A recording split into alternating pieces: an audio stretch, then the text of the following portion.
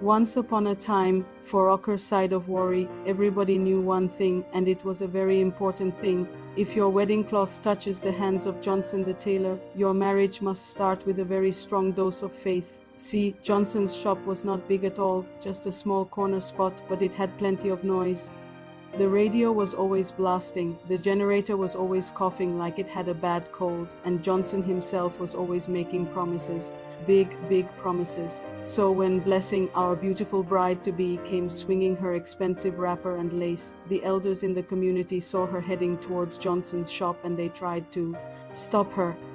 They begged her, "Madam, please, we are on our knees, do not carry your precious wedding cloth to Johnson." But Blessing just smiled, full of confidence. She waved them off and said, "Relax, everybody. Marriage is about prayer, not about the tailor." Oh, the confidence of youth. Johnson saw her coming and his eyes lit up.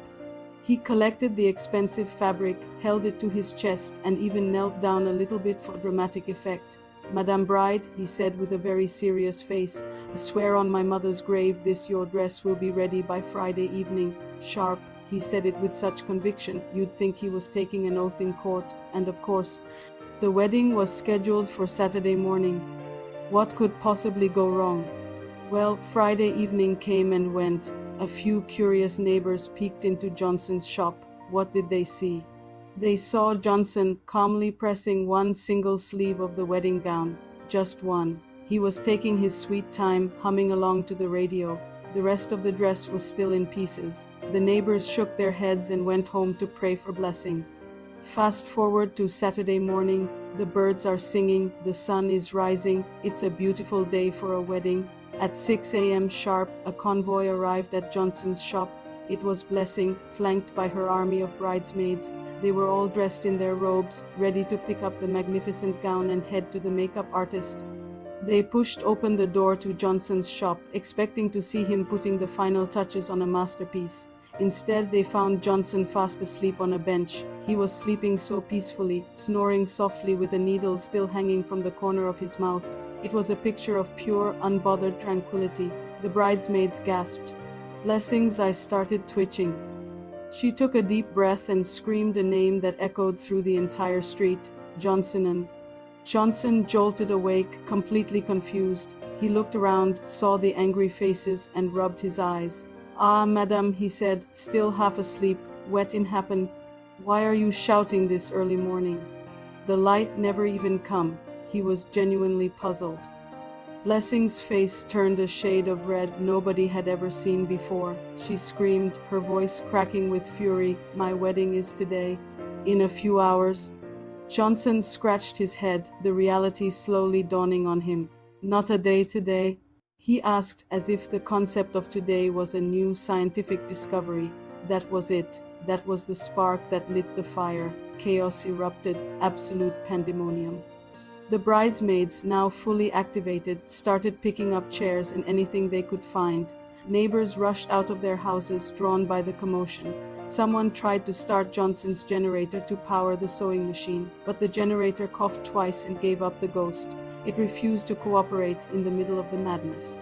Johnson, now wide awake and sweating, tried to sew faster.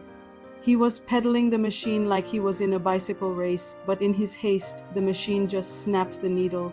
It was a disaster. Blessing, now crying tears of pure rage, snatched the half-sewn gown from the machine. She held it up for everyone to see. It was a mess of threads and unjoined pieces. "Is this my wedding dress or a mosquito net?" she shrieked.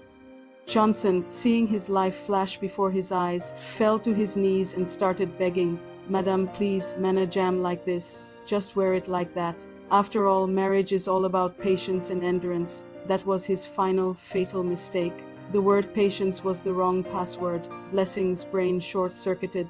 She pulled off one of her slippers and launched herself at him. And so began the great chase of Okere.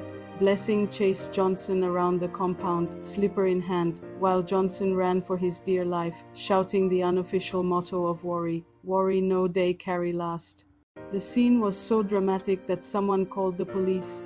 When the officers arrived, they tried to understand what was going on. They asked Blessing what the problem was.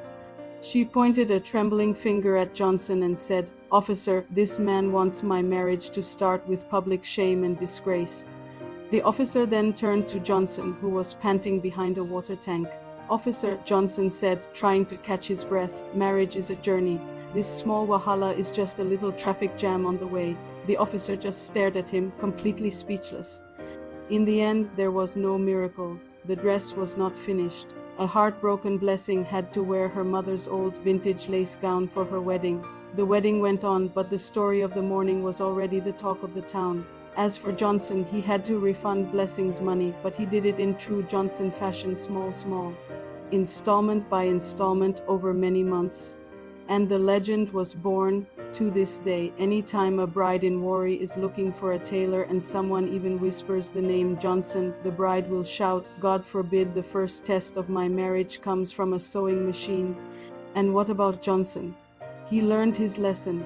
He took down his old sign and put up a new, very clear one. It read, "No wedding cloth." Thank you, and that, my friends, is the story of Johnson the tailor. Thanks for watching. Don't forget to like and subscribe for more stories.